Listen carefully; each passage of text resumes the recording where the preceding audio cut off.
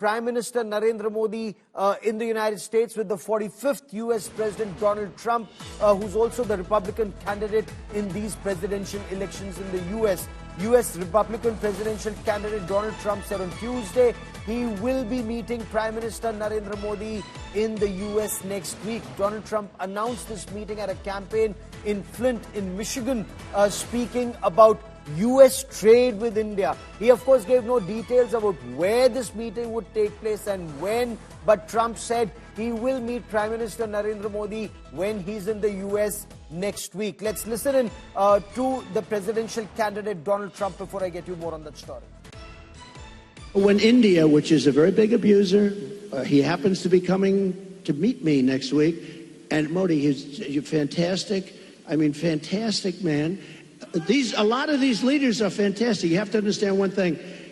They're 100%. These people are the sharpest people. They're not a little bit backward. They are at the top. You know the expression, they're at the top of their game. When India, which is a very big abuse. So Donald Trump says Modi is fantastic. He's very sharp.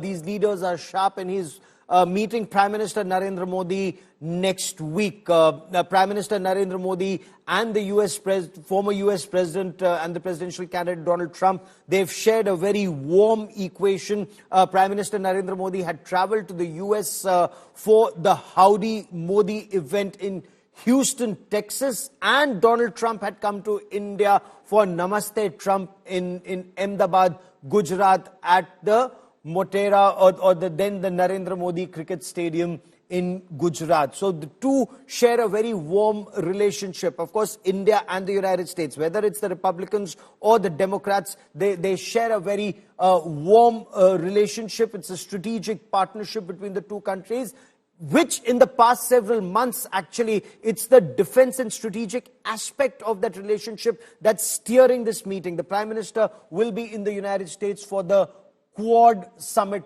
that is taking place.